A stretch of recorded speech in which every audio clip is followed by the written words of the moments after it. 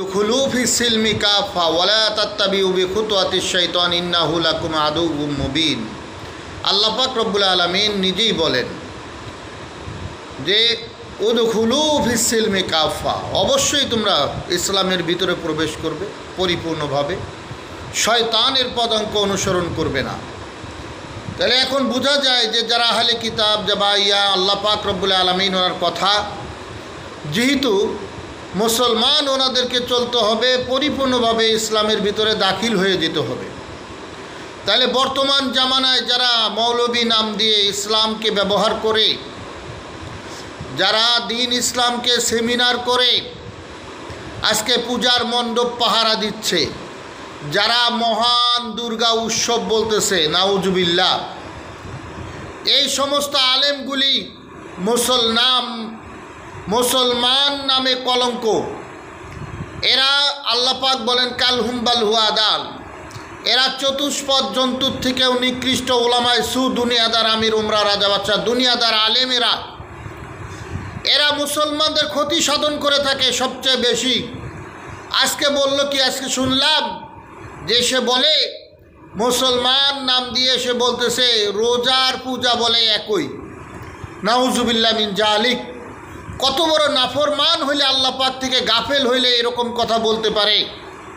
মুসলমানদের চিন্তা করা দরকার, ফিকির করা উচিত যে মুসলমান কখনো নাপাক বস্তু, নাপাক আল মুশরিকু নাজাসা, মুশরিকরা হলো নাপাক।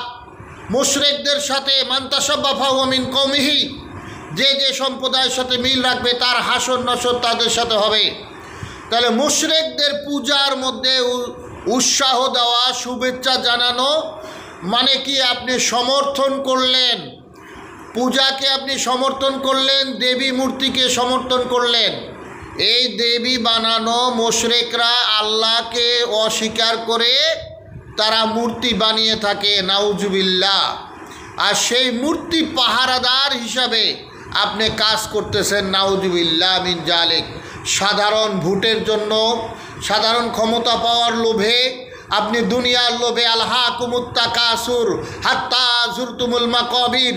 আল্লাহ পাক বলেন দুনিয়ার চাকচিক্য দেখে, দুনিয়ার লোভে লোভিত হয়ে তোমরা দুনিয়ার মধ্যে গরক হয়ে যেও না, ইবনুদ দুনিয়া, দুনিয়ার সন্তান হয়ে যেও না, নাউজুবিল্লাহ। কিন্তু আজকে দেখা যাচ্ছে এই মাওলানা মুফতি সাহেবেরা তারা জীবনে কোনো দিন যায়নি, অথচ এরা আজকে দেখা যায় যে মূর্তি পাহারা দিতে যাচ্ছে। কারণ তারা এমপি পদে দাঁড়াবে, একটা কিছু হবে, যে পদ পাওয়ার জন্য তারা আজকে কাফের মুশরিককে বন্ধু হিসেবে বানিয়েছে, নাউজুবিল্লাহ। অথচ সমস্ত ক্ষমতার মালিক হলেন আল্লাহ পাক রব্বুল আলামিন। যিনি খলিক, যিনি মালিক, মহান আল্লাহ পাক, উনি হলেন সবচেয়ে সব থেকে বড় ফকরকারী, বড় শক্তিশালী।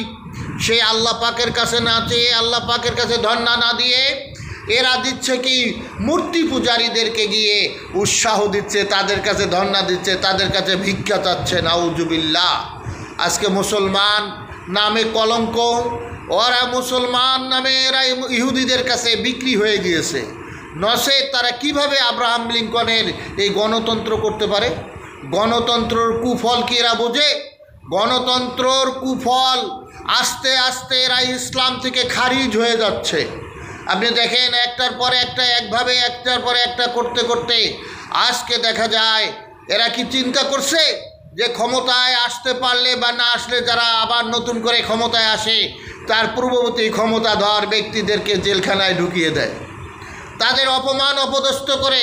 তাহলে এরা যে পথে হাঁটতেছে, এক সময় এরা যদি ক্ষমতায় আসে অথবা না আসে, তাহলে বিরোধী দল যারা থাকবে তারা তাদেরকে অপমান অপদস্থ করবে, জেলখানায় ভরে দিবে, এতে কোনো সন্দেহ নাই। এজন্য সাবধান হতে হবে, মুসলমানকে হতে হবে। ফালা তামুতুন্না ইল্লা ওয়া আনতুম মুসলিমুন, পরিপূর্ণ মুসলমান হতে হবে, ইসলামের ভিতরে পরিপূর্ণভাবে দাখিল হতে হবে। আল্লাহ আমাদের তৌফিক দান করুন।